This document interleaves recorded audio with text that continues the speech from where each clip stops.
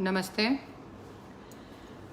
मैं करुणा धनंजय मुंडे आज आपके सामने लाइव आई हूँ और मेरे लाइव आने का कारण ये है कि जैसा कि आप लोगों ने देखा मेरे साथ जो परली में हुआ और परली में जो मेरे साथ चीज़ें हुई हैं उसका जो लाइव प्रसारण जो एबीपी माझा ने करा, तो सबसे पहले मैं एबीपी माझा को दिल से धन्यवाद देना चाहती हूँ हाथ जोड़ के कि एबीपी माझा ने मेरा दिखाया सब कुछ, उस पर मेरी सत्यता दिखाई। और कहते हैं ना, सत्य को परेशान किया जा सकता है पर पराजित नहीं। मुझे थाने में ले जाके बिठाया ही था और एबीपी माझा का वीडियो वायरल होने लगा कि मेरे पे झूठा केस बनाया जा रहा है। और जैसे कि बच्चा बच्चा जानता है महाराष्ट्र का कि मुझ पे झूठा केस बनाया गया, पर मुझे दुख इस बात का नहीं है कि मुझ पे झूठा केस बनाया गया। मैं सबसे पहले एबीपी माझा को धन्यवाद कहना चाहूँगी और मेरे जितने भी मीडिया भाई बहन हैं, जो भी मेरे भाई बहन मीडिया वाले हैं, मीडिया से रिलेटेड हैं, TV9, एबीपी माझा, G24 जितने भी हैं चैनल्स, मैं सारे चैनल्स और मीडिया कर्मियों से हाथ जोड़ के निवेदन करना चाहूँगी कि मेरा नाम करुणा धनंजय मुंडे है, जो कि मेरे पतिदेव धनंजय मुंडे ने खुद पूरी दुनिया के सामने, पूरे महाराष्ट्र के सामने एक्सेप्ट किया है। और हाई कोर्ट में उन्होंने ये लिख के दिया है कि 98 से मैं उनकी पहली पत्नी हूँ और मेरे उनसे 2 बच्चे हैं। ये खुद उन्होंने स्टेटमेंट हाई कोर्ट में लिख के दिया है। तो मेरे मीडिया भाइयों से हाथ जोड़ के रिक्वेस्ट है, विनती है कि आप लोग मेरा नाम करुणा धनंजय मुंडे ही चलाएं जब भी मेरे से कोई रिलेटेड न्यूज़ आती है तो, क्योंकि पति का नाम एक औरत के लिए उसका स्वाभिमान होता है और मेरी लड़ाई भी उसी के लिए है। यदि मैं कोई रखेल और बाजारू औरत होती तो मैं शायद ये लड़ाई नहीं लड़ती और अपने घर में चुप बैठ जाती, पर मैं उनकी पहली पत्नी हूँ, इसलिए मैं आज लाइव पे आई हूँ और 8-9 महीने से मेरी लड़ाई चल रही है। मेरे पति ने मेरे पे कोर्ट की ऑर्डर भी लाई हुई है कि मैं न्यूज़ पे बोल नहीं सकती या मीडिया पे मैं बोल नहीं सकती, पर वो केस करके वो चुप बैठ गए। ना वो उस केस को आगे बढ़ाते हैं, ना वो पीछे घटाते हैं, और ना ही उसमें मेरे को रिलीज़ दे रहे हैं कि मैं कुछ मीडिया पे बोल पाऊँ और अपनी सत्यता ले पाऊँ। मेरे पास हर चीज़ के एक प्रूफ हैं। और जबकि पहली बात तो मेरे पति ने खुद ने एक्सेप्ट की है ये चीज़ कि मैं उनकी पत्नी हूँ और मेरे उनसे 2 बच्चे हैं, तो सवाल ही नहीं उठता। जैसे मुझे थाने में भी ले जाया गया तो मेरे गलत नाम पे, करुणा शर्मा के नाम पे ये कोर्ट केस, जो थाने में जो केस होता है वो डाल रहे थे।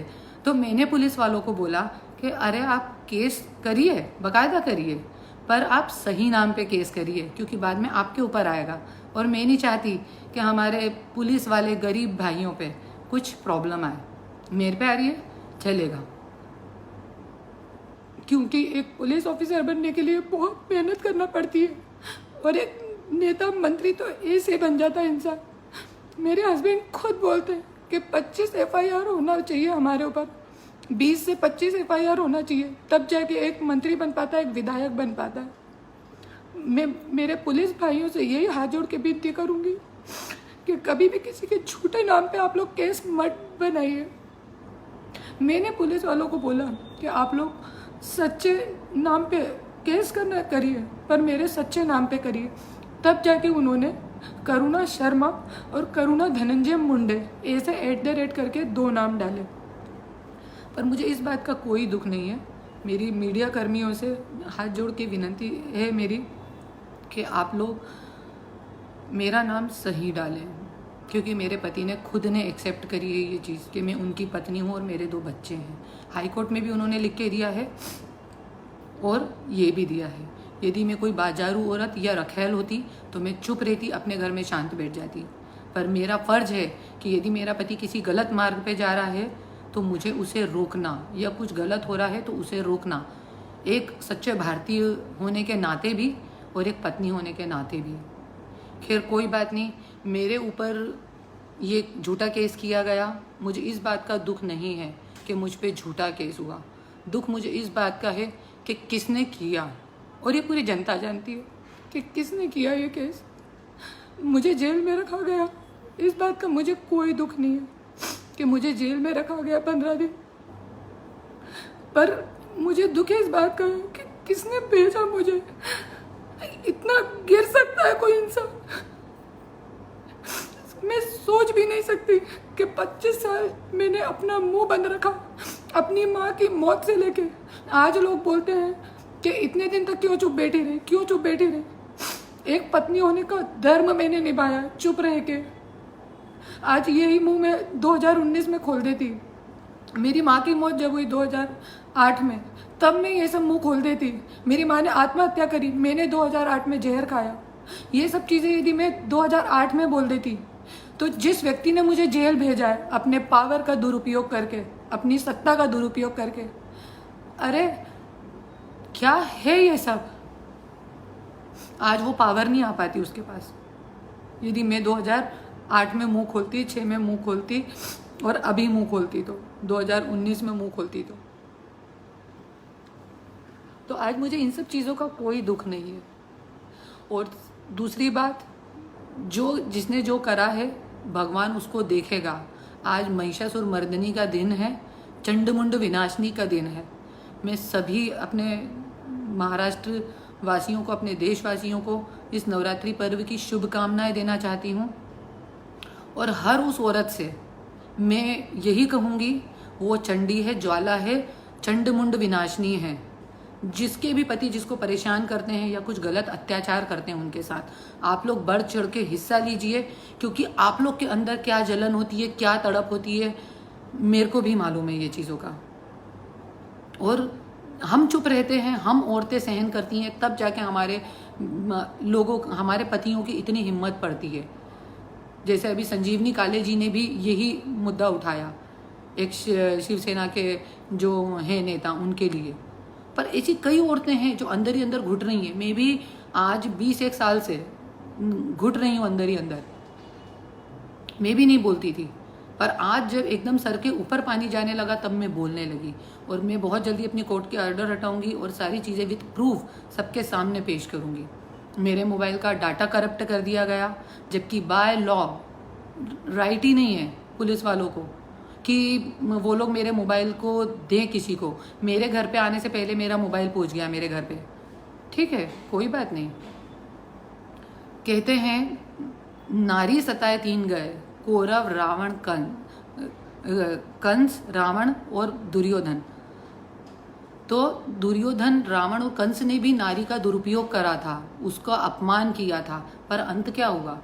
आज मैं अकेली हूँ। दुर्योधन, रावण और कंस के पास भी अक्षौणी सेना थी, पर जीत सत्य की हुई, राम की हुई, कृष्ण की हुई, द्रौपदी की हुई, जीत अर्जुन की हुई। तो ऐसे ही आज मैं अकेली हूँ तो क्या हो गया? इतने सारे मर्दों की सभा थी परली में मेरे सामने, पर मैं नहीं डरी, डट के मैंने मुकाबला किया। मेरे चेहरे पे मैंने एक शिकन तक नहीं आने दी। क्यों? क्योंकि मैं सत्य थी, सच थी मैं, इसलिए मैंने एक चेहरे पे अपने शिकन नहीं आने दी। आज मेरे ऊपर एट्रोसिटी डाला गया। एट्रोसिटी क्या होता है? जाति ये जो जाति का जो मेरे पे डाला गया कि जाति का मैंने कुछ तो बोला है किसी को, कुछ जाति पे किसी के बोला है। मुझे वो लेडी का, मैं बम्बई से 2 मिनट में आई, मुझे वो लेडीज़ का नाम भी मालूम पड़ गया और सब कुछ हो गया और मेरे पे केस बना दिया गया। खैर कोई बात नहीं। अभी मैंने पिछले 8 महीने से मेरे बच्चों को किडनैप करके रखा गया था। मेरे पति ने खुद ने उनको बोल के बुलाया कि बच्चों को हॉस्पिटल में भेज दो। मैंने उनको भेजा और उसके बाद उन्होंने मेरे बच्चों को कभी नहीं भेजा, ना मुझसे बात करने देते थे। पर मैंने कंप्लेंट करी, पर पुलिस वालों ने उसका आज तक कुछ नहीं करा है। मैंने 5वें महीने में भी ये कंप्लेंट करी है कि मेरे पति मेरे ऊपर, जब भी मैं परली आने की कोशिश करती हूँ तो मेरे पति मेरे ऊपर ऐसे ये करते हैं, अत्याचार करते हैं और गुंडे छोड़ते हैं और पुलिस से मेरे को टॉर्चर करवाते हैं। मेरी जो बिल्डिंग है उसमें सारा पुलिस रिकॉर्ड है कि पुलिस वाले मेरे घर पे कब कब आए, पर उसके बावजूद भी मैंने आज तक कुछ नहीं बोला। पुलिस वालों ने कोई ऑब्जेक्शन नहीं लिया तो मैंने कुछ नहीं बोला। मैं पुलिस वाले भाइयों से, पुलिस कर्मियों से मैं यही हाथ जोड़ के विनती करना चाहती हूँ, परमवीर सिंह जी को देख लीजिए आप। आज इतने बड़े ऑफिसर, इतने अच्छे ऑफिसर, मेरे हस्बैंड ने कई उनकी बातें मुझे बताई। आज कितनी तप करके एक आईएएस ऑफिसर बनना आसान बात नहीं है। आज मेरे पति ने बताया कि किस तरीके से उनको आज अपना देश छोड़ना पड़ा। तो आप सोचिए, जिस व्यक्ति के कहने पे आप किसी के ऊपर झूठा आरोप लगा रहे हैं, वो व्यक्ति आपकी नौकरी बचाने नहीं आएगा, बिल्कुल नहीं आएगा। जब आपका देश निकाला होगा तब आपको बचाने नहीं आएगा वो। और आपकी सिर्फ नौकरी की ही बात नहीं है, आपके माता पिता का तप है आपकी नौकरी, पुलिस की नौकरी। आज मैं भी अपने बच्चों को बोलती हूँ, बेटा तुम जज बनो, बेटा तुम वकील बनो, क्योंकि ये सत्यता की लड़ाई है। एट लास्ट जज और वकील पे जाकर ही सत्य और असत्य सामने आता है। तो मैं अपने बच्चों को बोलती हूँ। तो ऐसी आप लोग के माँ बाप ने भी कभी आपको बोला होगा कि बच्चे तुमको मैं पुलिस ऑफिसर बनाऊंगा, आईएएस अधिकारी बनाऊंगा। पर क्यों बनाऊंगा? उनको बनाने के पीछे कुछ ना कुछ उनके माता पिता का उद्देश्य रहता है। तो मैं अपने पुलिस भाइयों से यही प्रार्थना करूंगी कि आप लोग क्या कर रहे हैं ये थोड़ा सोच के आप लोग करा करिए। और दूसरी बात ये कि मैं मेरे जो भीम समाज के जो लोग हैं, जय भीम समाज के जो लोग हैं, उन लोगों ने मेरे लिए बहुत सहयोग किया, मेरे लिए बाहर आंदोलन किया, मेरे जय जयकार के नारे लगाए। इसके लिए मैं आपका तहे दिल से धन्यवाद करना चाहती हूँ। बहुत बहुत शुक्रिया। मैं आपके चरणों में वंदन करके, वैसे ही मैं अभी मेरा सहयोग करा इसीलिए ही नहीं, पर इस समाज को मैं वैसे भी बहुत सम्मान देती हूँ, क्योंकि वो लोग बहुत कुछ करते हैं हमारे समाज के लिए पर दिखाते नहीं हैं। आज जो हम साफ सफाई वाले माहौल में रहते हैं, कहीं ना कहीं उनका बहुत बड़ा योगदान रहता है। तो मैं जो जय भीम के लोग हैं जिन्होंने मेरे लिए नारे लगाए वहाँ पे, जो कि आसान नहीं था, इतना दहशत है, इतना डर है वहाँ पे, पुलिस वालों को इतना डर है, इतनी दहशत है, तो जो नॉर्मल व्यक्ति हैं उनको तो कितना डर और दहशत होना चाहिए। पर उसके बावजूद भी आप लोगों ने मेरे लिए नारे लगाए। मैं आपका हाथ जोड़ के, पैर पड़ के आपका धन्यवाद, शुक्रगुजार हूँ।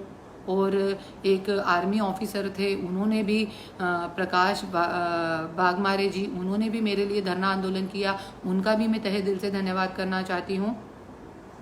और दूसरी बात मैं ये बोलना चाहती हूँ कि बाबा साहब अम्बेडकर की तो मैं पहले से ही बहुत बड़ी फ़ैन हूँ, क्योंकि हमारे पूरे देश का संविधान, उनके बनाए हुए संविधान से हमारा देश चल रहा है।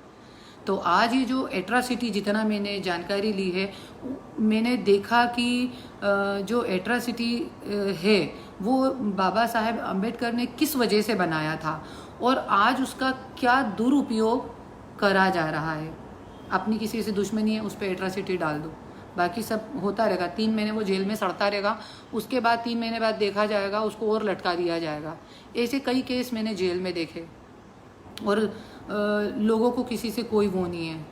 जब मैं जेल में गई पहली बार, तो वैसे तो बहुत लंबी कहानी है जेल की मेरी, जो मैं एक बार में नहीं बता सकती आपको, पर मैं जैसे ही जेल में गई और वहाँ की महिलाओं को मेरे बारे में पता पड़ा, तो सबसे पहले एक जय भीम की आंटी बैठी थी, उसी कास्ट की, तो वो बुजुर्ग थी 65 साल की, वो सुन के रोने लगी तेज तेज, और उन्होंने भगवान से यही प्रार्थना करी कि हे भगवान, मुझे इस जेल में रख, पर इस बच्ची को यहाँ से निकाल दे। वो 65 साल की आंटी रो रो के भगवान से ये प्रार्थना करने लगी। तो मैंने बोला, इस जो जय भीम के लोग हैं वो लोग इतने अच्छे होते हैं। तो मैंने यही प्रण किया। और वो आंटी ने मुझे एक बात और बोली कि ए लड़की, कुछ भी कर पर तू लड़ना, यहाँ से निकलना और लड़ना। आज नहीं तो कल, कल नहीं तो परसों तेरी बेल होएगी। जिंदगी भर तुझे कोई यहाँ नहीं रख सकता, पर तू यहाँ से निकलना और तू लड़ना, अब तू झुकना मत। तो मैंने वहीं पे ये प्रण करा था वो आंटी के सामने कि मैं अब लड़ूंगी और जय भीम के लोगों को और इस कास्ट के लोगों को लेकर मैं आगे बढ़ूंगी अब, और इन्हीं के लिए मैं लड़ूंगी। एसटी एससी समाज है, उसी को लेके मैं आगे बढ़ूंगी और उन्हीं के साथ में रहूंगी। अब मेरा यही नारा है और उन्हीं के लोगों के लिए मैं काम करूंगी। और मैं आज यही बोलना चाहती हूँ कि अभी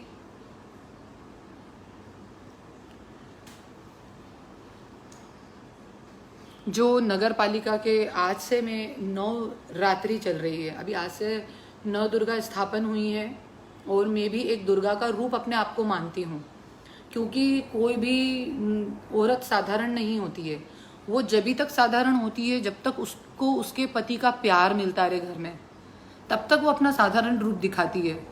पर जहाँ उसके ऊपर अत्याचारों की अति हो जाती है ना, तो वो कैसे चंडी ज्वाला महिषासुर मर्दिनी चंडमुंड विनाशनी बन जाती है, ये मैं साबित करके रहूँगी। आज मैं अकेली हूँ। अर्जुन भी अकेला था। दुर्योधन के पास अक्षौणी सेना थी, रावण के पास अक्षौणी सेना थी, कंस के पास अक्षौणी सेना थी, पर जीत अंत में अर्जुन की, राम जी की, कृष्ण जी की हुई। और मुझे जेल हुई, मुझे उसका कोई वो नहीं है। सीता जी भी रावण की जेल में थी। देवकी माता कृष्ण जी की माँ स्वयं वो भी जेल में थी। कृष्ण जी का, हमारे कृष्ण जी का तो जन्म ही जेल में हुआ, क्योंकि अच्छाई दलदल में ही पनपती है। कमल का फूल दलदल में ही होता है। तो मुझे इस चीज़ का कोई दुख नहीं है। इंदिरा गांधी जी से लेके, गांधी जी से लेके हमारे नरेंद्र मोदी जी तक जेल में रहे हैं, तो मुझे कोई वो नहीं है। और आज मैं पूरे अपने बीड़ जिले की जनता का बहुत बहुत तहे दिल से उनके चरणों में वंदन करके, नमन करके मैं धन्यवाद करना चाहती हूँ कि उन लोगों ने मुझे इतना सहारा दिया और इतनी सिंपैथी दी।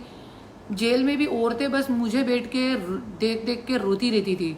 मैं तो चैन से सोती रहती थी, खा खा के सोती रहती थी, और औरतें मुझे देख देख के रोती रहती थी कि इसके साथ कितना गलत हुआ है। तो आज मुझे कोई उसका वो नहीं है। बस दुख है तो इस बात का है कि जो हुआ वो जिस व्यक्ति ने करवाया उस व्यक्ति को नहीं करवाना चाहिए था। दुख मुझे इसी बात का है। और मैं अपने आप को कम नहीं आंकती हूँ और ना ही मैं कभी अपने आप को कम आंकूंगी। क्यों? क्योंकि मैं एक बात जानती हूँ, जिस शिवलिंग से हम अपनी मनोकामना पूर्ति करवाते हैं, उस शिवलिंग को भी समुद्र की हजारों थपेड़े खाना पड़ते हैं, तब जाके वो शिवलिंग तैयार होता है और उसे मंदिर में स्थापित किया जाता है और उससे फिर अपनी मनोकामना पूरी करवाई जाती है।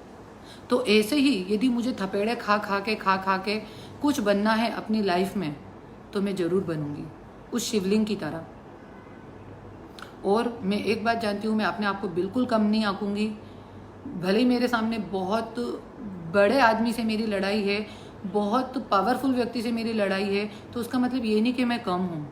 एक हाथी को मारने के लिए एक चींटी काफ़ी होती है। एक समुद्र जो कि पूरे जहान को डुबोने की ताकत रखता है, क्योंकि धरती पे 1/3 हिस्सा 1/3 पानी है। पूरे संसार को 10 बार डुबोने की ताकत रखने वाला समुद्र तेल की एक बूंद को नहीं डुबा सकता। इसलिए मैं अपने आप को कम नहीं आंकूंगी। और आज से मैं ये ऐलान करती हूँ, आज से मैं अपने FB लाइव पे ये लोगों को बोलती हूँ कि मैं अपना राजनीतिक करियर आज से मैं स्टार्ट करती हूँ। आज से मैं ये बोल रही हूँ कि मैं अब राजनीति में आऊँगी। जिन लोगों को मुझे सहयोग करना है वो मैं नंबर डालूँगी FB पे। आप लोग मुझे ज्वाइन करिए, कनेक्ट करिए, मेरे से जुड़िए ज़्यादा से ज़्यादा लोगों में। अभी मेरे पे भीड़ में आने की भी रोक लगाई है कोर्ट से, तो वो भी मैं कोशिश करूँगी कि आदरणीय जज महोदय जल्द से जल्द मेरी वो रोक हटा दें।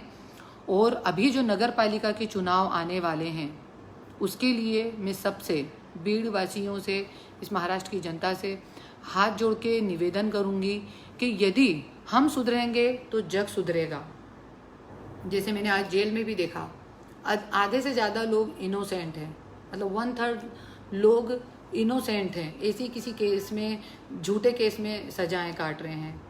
तो मैंने ये देखा है, मैंने उन लोगों को वचन भी दिया है कि मैं आप लोगों को यहाँ से निकालूंगी।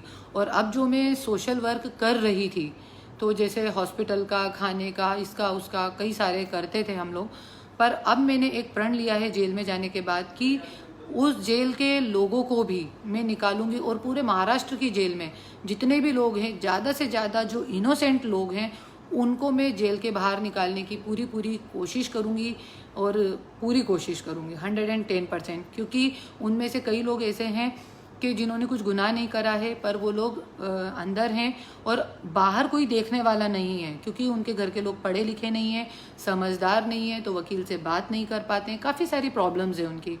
तो मैंने ये निश्चय किया है कि जेल में से उन लोगों को भी मैं निकालूंगी, और अभी 3-4 लोग तो हैं जो भगवान की दया से, ईश्वर की कृपा से इसी महीने निकल जाएंगे, जिस जेल में मैं थी वहाँ से। और मैं ये मानती हूँ कि कहीं पे कुछ अच्छा होना होता है तो भगवान खुद नहीं जाते हैं, अपने फरिश्तों को भेजते हैं। तो मैं यही मानती हूँ कि मुझे भी जो जेल में गई मैं, तो भगवान ने मुझे अपना दूत बना के भेजा कि जाओ और जो तुम 3-3 साल से 4-4 साल से लोग वहाँ पे सड़ रहे हैं उनको बाहर निकालो। तो मेरे सबसे पहला उद्देश्य यही है कि मैं उन लोगों को बाहर निकालूं, और वहाँ के अंबाजोगाई के, बीड़ के सब वकीलों से मेरी बातचीत चालू है। जल्द से जल्द मैं उन लोगों को निकालने का काम करूँगी जिन्होंने कोई अपराध नहीं करा है उनको। और दूसरी बात ये कि जो अभी नगर पालिका के चुनाव आने वाले हैं, तो मैं वही बोल रही थी कि हम बदलेंगे तो जग बदलेगा। ऐसे जो भी कार्यकर्ता हैं, ऐसे जो भी राजनीतिक लोग हैं जो आने वाले नगर पालिका के चुनाव में नगर सेवक के लिए खड़े होना चाहते हैं, जिला पंचायत में खड़ा होना चाहते हैं, या फिर जिला परिषद में खड़ा होना चाहते हैं, ऐसे हर व्यक्ति से जो बहुत ईमानदार हैं, जिनके ऊपर कोई क्रिमिनल केस नहीं है, कोर्ट केस नहीं है, जिनके पत्नी बच्चे खुद उनसे संतुष्ट हैं, जिनका कोई ऐसा बुरा व्यवहार नहीं है, उन लोगों को मैं चाहती हूँ कि वो लोग निर्दलीय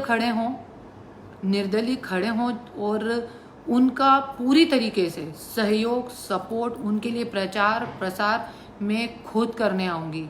चाहे दिन रात मुझे एक ही क्यों ना करना पड़े, उसके लिए मैं करूँगी, क्योंकि हम बदलेंगे तो जग बदलेगा। आज जब निर्दलीय इतने सारे लोग खड़े होंगे तो आप सोचिए कि कोई वो ही नहीं होगा। आज निर्दलीय लोग, ईमानदार लोग आएंगे। आज मैं भूखी हूँ तो मुझे सामने वाले की भूख का अंदाज़ा होगा। आज मैं गरीब हूँ तो मुझे दूसरे की गरीबी का अंदाज़ा होगा। आज मैं जेल गई हूँ तो आज मुझे उन जेल में रहने वालों का एहसास होगा जो इनोसेंट, आज मैं निर्दोष थी और आज मुझे निर्दोष जेल में डाला गया, 15 दिन में रही, तो मुझे आज उन लोगों का एहसास होगा जो लोग वो कर रहे हैं। आज मैं भगवान से यही प्रार्थना करती हूँ दिन रात कि भगवान उन सभी लोगों को जेल में से निकाले जो निर्दोष हैं। आज मेरे पेट में दर्द हुआ होगा तो मुझे सामने वाले के पेट के दर्द का एहसास होगा। तो मेरा इसलिए यही आप लोगों से अनुरोध है। मैं अभी FB पे अपना एक नंबर डालूंगी दूसरा, जो लोग भी जुड़ना चाहते हैं आप लोग उस नंबर पे मुझे कांटेक्ट कीजिए, अपना पूरा बायोडाटा भेजिए।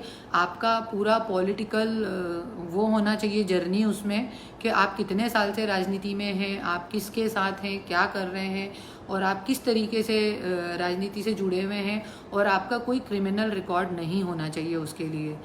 मैं बोलती हूँ कि हमें अपने आप को और हमारे राज्य को एक मौका देना चाहिए अच्छे के लिए। जैसे कि मैं आपको उदाहरण बताऊंगी, दिल्ली वालों ने एक मौका दिया केजरीवाल जी को।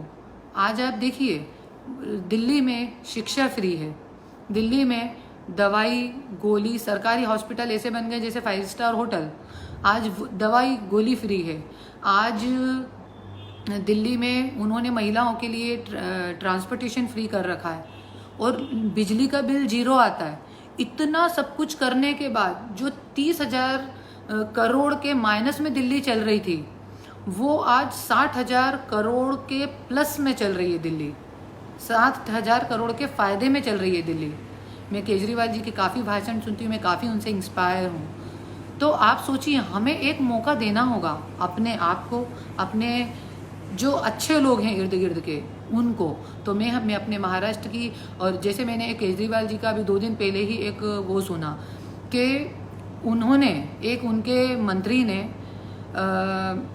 ये करा, कुछ 5 लाख का रिश्वत लेते हुए उन्होंने उसका सिर्फ ऑडियो सुना कि 5 लाख की रिश्वत मांग रहा है, तो उन्होंने 24 घंटे के अंदर उस मंत्री को पद से हटा दिया।